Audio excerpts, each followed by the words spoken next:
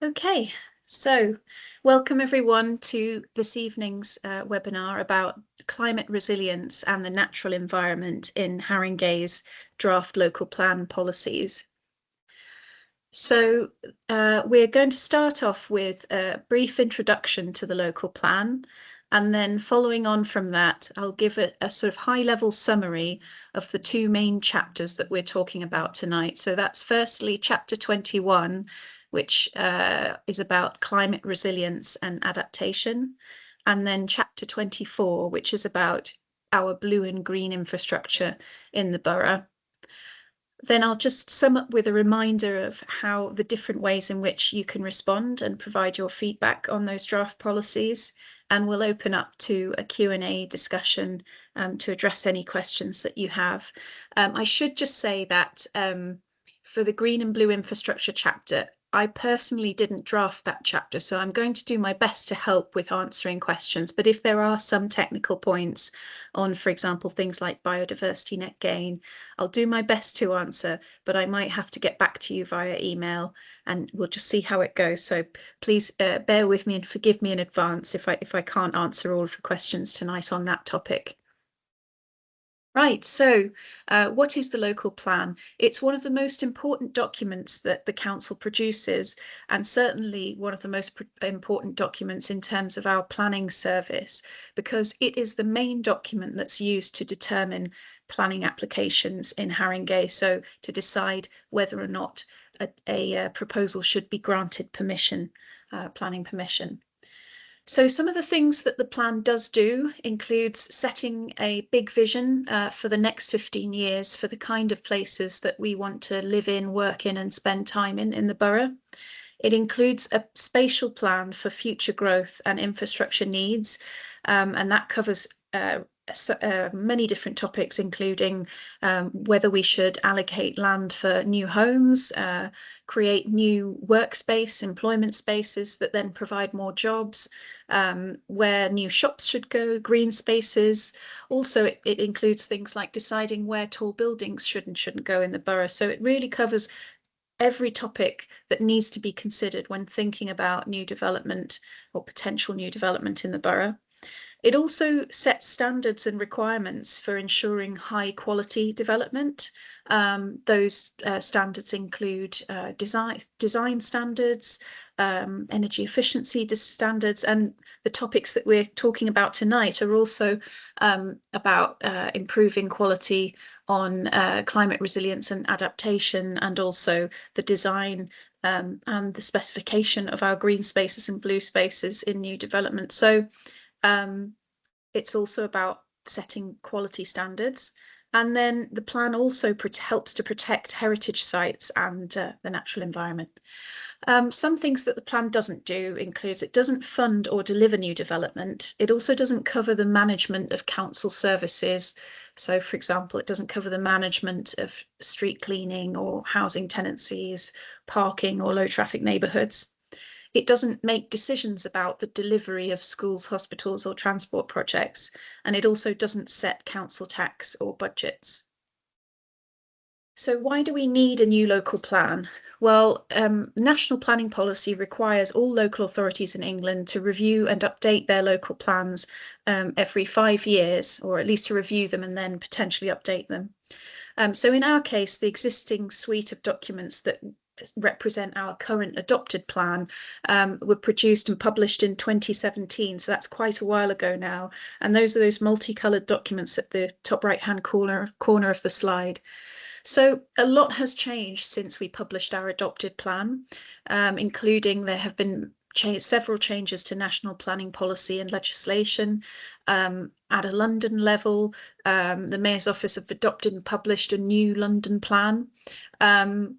The council, Haringey Council, declared a climate emergency, and we do have an ongoing housing crisis and a growing focus on health and well-being, and especially in the wake of the impact of COVID-19 and also the cost of living crisis, which has all happened during that period of time. Providing a new plan also represents a great opportunity to deliver on exciting opportunities like being the London Borough of Culture in 2027. It also gives us an opportunity to consolidate what's currently a collection of policy documents into one single local plan document. And it will hopefully help us to address ongoing challenges like the homelessness crisis by helping to find and identify locations for new affordable housing in the borough. So what will be replaced in terms of our policy documents? Well, new proposals for new development will still need to meet national planning policy requirements. They'll still need to comply with the London Plan, also with the North London Waste Plan, and any neighbourhood plans that we have in Haringey. Currently, we have one adopted neighbourhood plan in Highgate. So proposals for new development in Highgate would need to make sure they comply with the neighbourhood plan as well as the local plan. But the documents that would be replaced by, once this draft plan eventually gets finally published and adopted, include our strategic policies DPD, the development management DPD, the site allocations DPD, and the Tottenham Area Action Plan. So they will be superseded and replaced by this new document that we're consulting on at the moment. And then we will still have further guidance and supplementary planning documents that will basically serve to help explain how best to implement the policies and support applicants and officers to understand how they can successfully deliver and meet the standards set out in those policies. So where are we on the journey to creating a new local plan? Well, there's a series of steps which are set out as they're a statutory mandatory requirement that all local authorities must follow in order to publish and adopt a new local plan. So the steps that we see on the screen here are a sort of summary of those key gateways towards reaching adoption. So we're at step 2 in the process, the blue circle there. Step 1, issues and options. So at Haringey, we did a first steps engagement back in winter of 2020-2021. That was a consultation that took place during COVID, so we were only able to deliver it online at the time. We received over 1,200 responses, which is pretty good going for a local plan consultation during COVID. But the basic idea of that consultation was to go out to everyone and try and find out what were the most important issues that really matter to everyone before we begin the process of drafting a new local plan. And so this consultation on the draft local plan has taken into account those sort of high-level priorities that we heard from people in the borough, and that has gone into shaping the structure and the content of the draft local plan that we're consulting on today, that we're consulting on now. And some of the key points that came through in that feedback include things like wanting to take a more even approach to considering every neighbourhood in the borough, not just focusing, although Wood Green and Tottenham is still very important, our adopted plan focuses on those areas.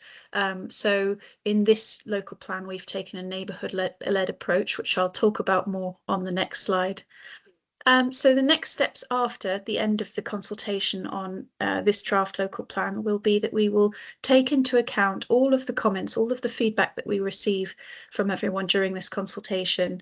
We will record them, we will review the comments and make any necessary changes and amendments to the draft plan where needed.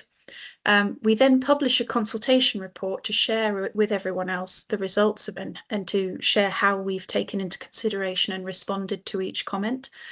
And we also, during the next period, will be reviewing all of our evidence studies.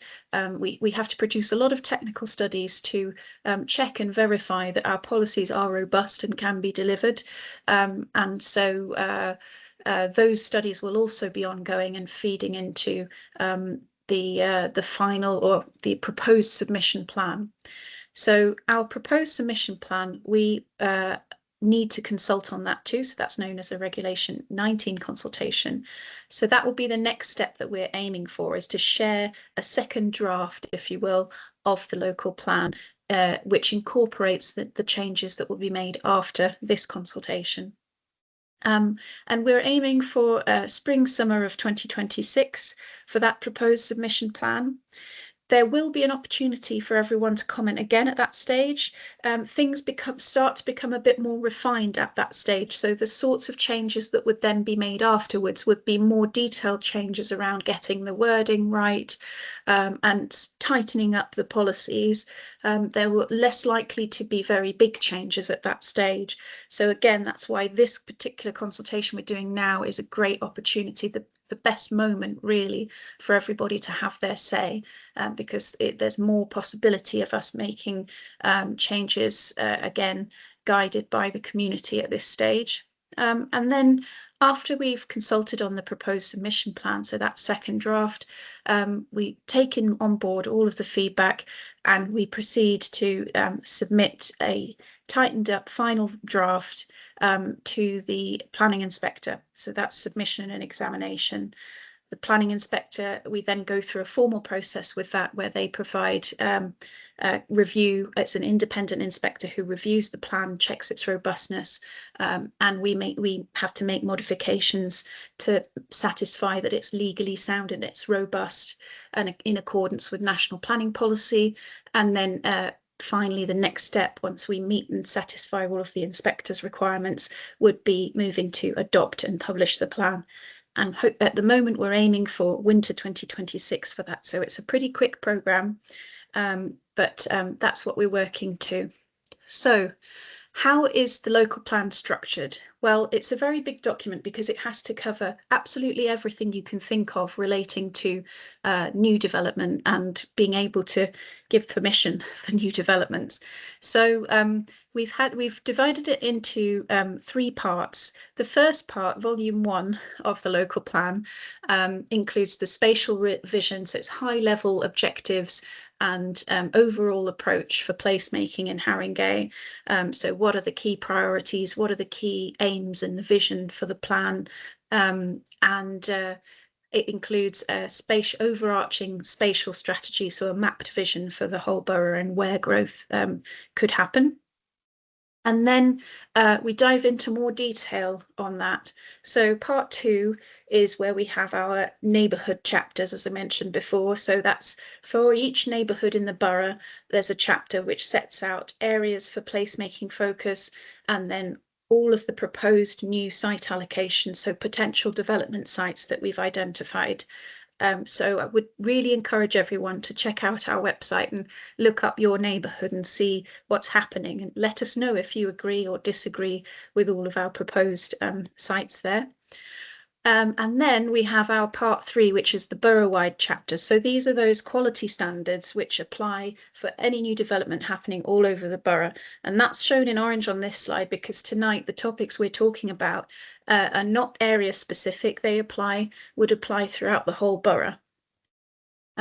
So where can you find on the website the chapters to download, the ones that we're talking about tonight? So I'm going to upload the slides for this presentation after this session, and the PDF will be interactive, so you'll be able to click on these images on the left-hand side of the screen and they will jump you straight to that particular page of our website. But on the website homepage, if you scroll down, if you see the button for Healthy Places, that's where we have our green and blue infrastructure policies, and you can download the full chapter or a quick guide. And there's also a little survey in there if you want to just provide your feedback directly at that point. We have another button on the homepage called Building a Zero Carbon Climate Resilient Haringey, and when you click and go inside there are 2 chapters in there. One is the Building a Zero Carbon Haringey chapter that we had our presentation about the other day, and the other chapter that's under that button is our climate resilient and climate adaptation policy, climate resilience and adaptation policies, which is the other main topic we're discussing this evening. So that's where you can find them on our website.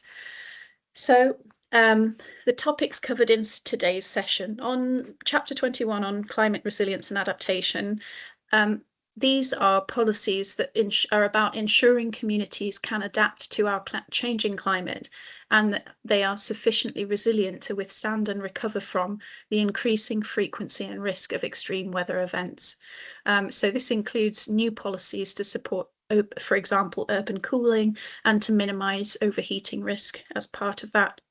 And then chapter 24, our chapter on green and blue infrastructure, the policies in that chapter are about protecting, enhancing and increasing the provision of green and blue infrastructure. So those are our green spaces, and then watercourses, and all of the infrastructure that helps us to manage water in the borough.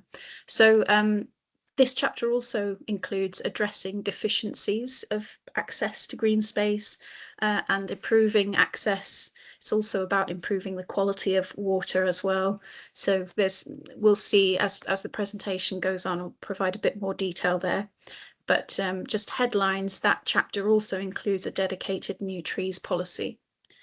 So to start with chapter 21, climate resilience and adaptation. Back in 2020, when we did our first steps engagement, some of the we had loads of comments. It was great, especially this was a topic, this and green and blue spaces generated quite a lot of responses from everyone. So these are just a few of the sort of strong messages that we received, and quite a few people told us. So feedback emphasised that the importance of protecting the most vulnerable people in the borough from the negative impacts of climate change. That was a comment that we had quite a few times from different people. Concern that we make sure that we prioritise thinking about the most vulnerable people in Haringey, and how to protect them from the impacts of climate change. Responses also called for a stronger protection of our green and blue spaces, so protecting mature trees, conserving nature, and protecting places that are vulnerable to flood risk, and thinking about that from a climate adaptation, climate resilience perspective. Residents were also calling for more cool refuges for vulnerable people in the borough, so that people have places to go during heat waves to stay cool. We also have been commissioning evidence studies to help support and guide our policies. So surface water flood risk is increasing in Haringey. This is something that our strategic flood risk assessment has confirmed.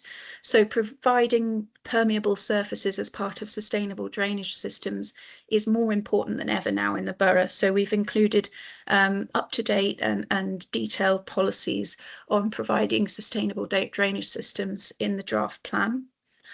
We need more greening, including street trees with plants that support biodiversity and can thrive in a new, warmer climate, to reduce the urban heat island effect and protect people from overheating in Haringey. So that is a point that we've picked up from the evidence and included in our draft policies. Restoring Haringey's watercourses will contribute to climate resilience and help to tackle flood risk. So that's about deculverting the River Moselle, which is something that the local plan supports. Haringey will also be increasingly vulnerable to subsidence during climate change. So with the extreme weather, the ground can become unstable. And so that's something that we don't currently have a policy about in our adopted plan, but we've included a new dedicated policy to help make sure that we're well prepared for that, and that new development plans for that. And we have structural engineers providing reports for that as part of development proposals to make sure that we account for and mitigate against the risk of subsidence. So I've included this map of overheating risk in Haringey. This is part of the evidence that we've looked at, and the map was produced by the GLA, by the London Mayor's Office, and it overlays our the sort of the red colour shows the areas with the highest risk in terms of people being exposed to overheating. And that often correlates with a reduced amount of green space as well in the borough. And the dots that you can see on the map are the locations of our vulnerable settings, so where care homes are located in the borough. Haringey's public health team produced this map as a combination of the GLA's one underneath and then adding on where all of our supported living accommodation is. And that's just to demonstrate that those that are in vulnerable settings like care homes are often in areas at higher risk of overheating. So the plan includes measures to support better urban greening in these areas and try and make sure that we helped protect people in these locations from the increasing risks of overheating. And then this is our map of flood risk in Haringey. So the light blue colour are critical drainage areas which have extra policy requirements about helping to install making sure that sustainable drainage is installed on new development and that a proper assessment is carried out to demonstrate that flood risk has been that proposals have taken every step to mitigate against flood risk and help to reduce flood risk. It's not just about not having a negative impact, it's about proactively helping us to reduce flood risk in those areas that are more sensitive in the borough. It's quite large, it's quite a lot of areas of the borough really that are still in a critical drainage area, still need to be protected from the risk of surface flood risk, surface water flood risk. So new policy requirements for development. So this is just an overarching summary because we don't really have time for me to go through all the details of the chapters, but just some of the key points that are included in this chapter.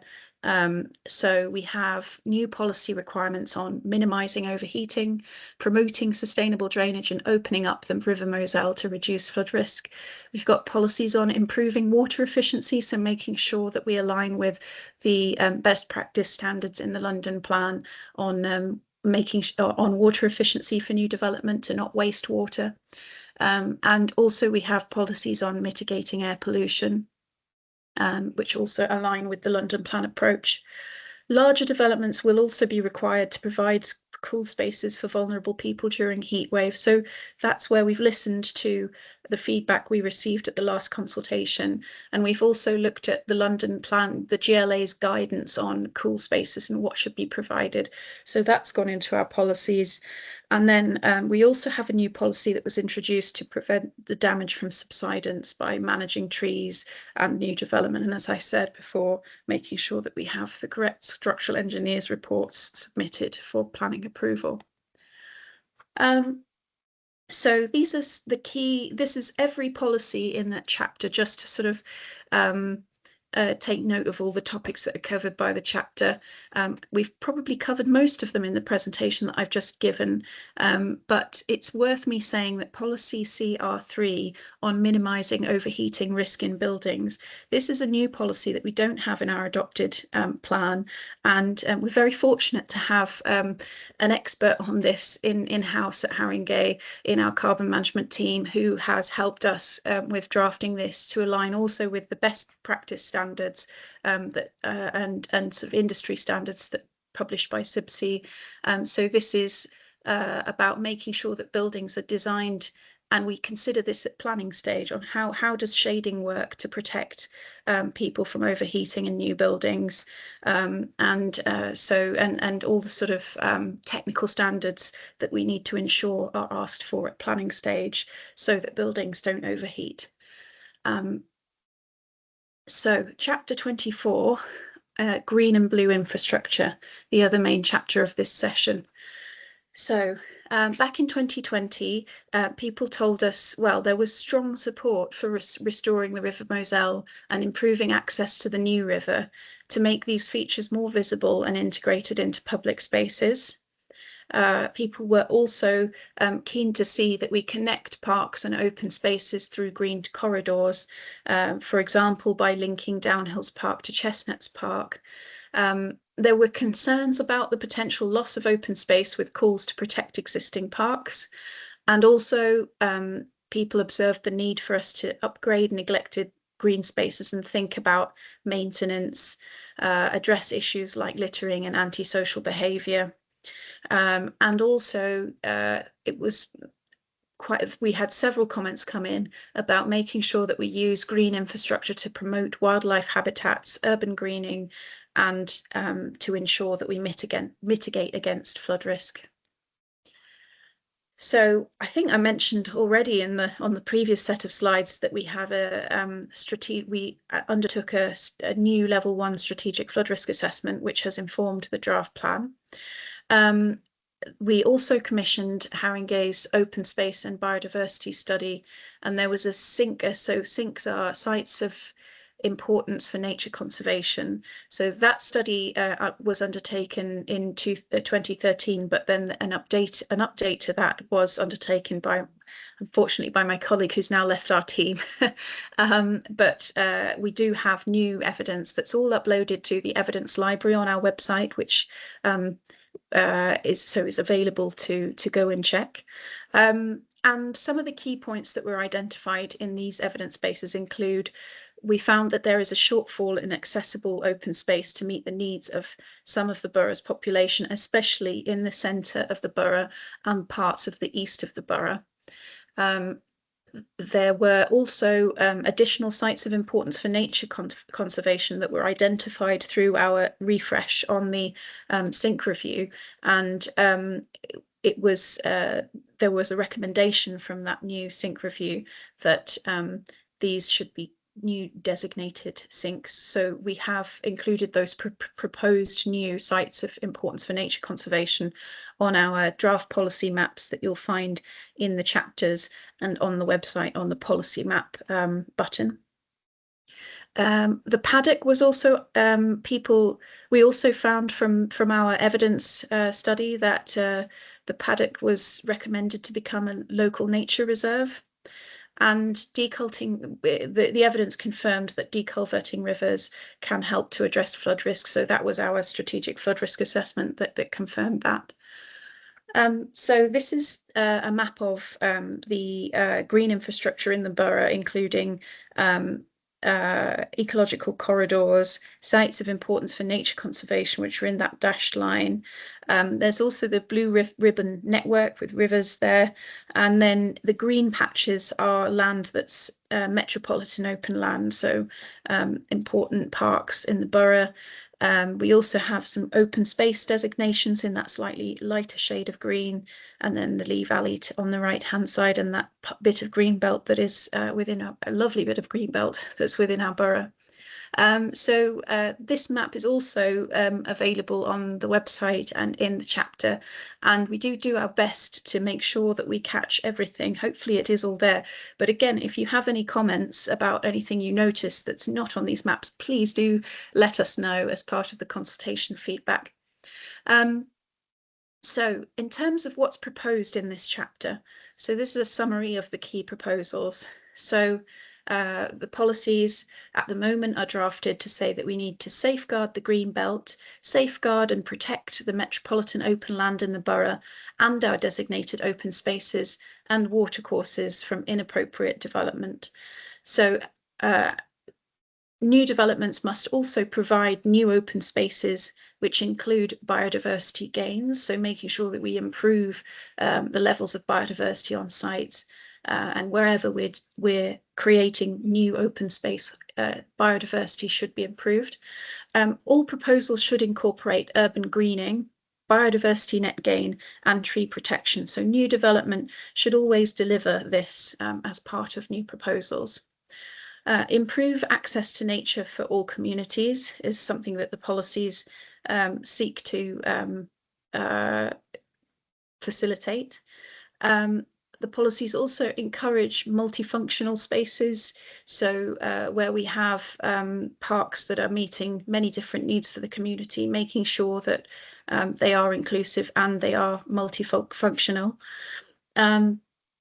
And then also on supporting food growing and allotments, the policies support and encourage food growing allotments in the borough. And there's also support for appropriate deculverting of watercourses. So these are the key, all of the policies named in this chapter. So hopefully I've covered them all in that summary, and I'm conscious that I should make sure that we leave time for a question and answer session. So I'm going to move on from that chapter for now, but we can come back to it during the Q&A. So a reminder on the different ways that you can send us your feedback. So there are 3 different ways that you can feedback to this consultation. The first is you're very welcome to just send us an email to newlocalplan@haringey.gov.uk. So some people find it easier to have a look at what's on the website, come along to some of the events, and then just send us everything they're interested in, all of the comments that are important, the things that you want to make sure we address in one email, rather than filling in our surveys. And that's absolutely great and will be counted and recorded in exactly the same way as all responses received through surveys. So please do send us an email if that's your preferred way of sending feedback. The other 2 ways of commenting on this consultation are by coming along to one of our in-person drop-in sessions, where we do have paper surveys on hand and officers who can help with filling those in. And so you can find the full list of in-person events and locations on our website. That link is interactive, so when the slides go up, you can either just click there, or I'll be able to show you, if you need help finding the page during the Q&A. I can bring that up on the screen. But notably, we do still have some library drop-in sessions coming up over the coming days. We've got one at St Anne's Library tomorrow, and we have one at Muswell Hill Library on Monday next week, Monday afternoon. And there are several other drop-in events at other venues across the borough, but those are the 2 that I can remember off the top of my head. And then you could also just fill in an online survey on our consultation website. So when you go to the website and you click on each different topic, if you scroll down to the bottom of the page, there is always a very short survey at the end, which essentially asks if you agree or disagree with what you've read about on that page, and then please explain why you've answered that way. And there's a big text box that you can give a more detailed answer in. So that's the 3rd way you can submit your comments. And if you could please send us your feedback by Friday the 19th of December, we'd be really grateful, because that is when the consultation is due to close. So, okay, well, this is the button on the website, which is where you can find out about our community engagement events. And I will be making this hyperlinked on the slides, so I can show you where you can find the slides on the session, the slides for that on the website as well. So I'll get that up. Apologies, I'm sort of been at a few events today, so sorry for mixing my words there. Yeah, so I think we've reached the Q&A part of the session.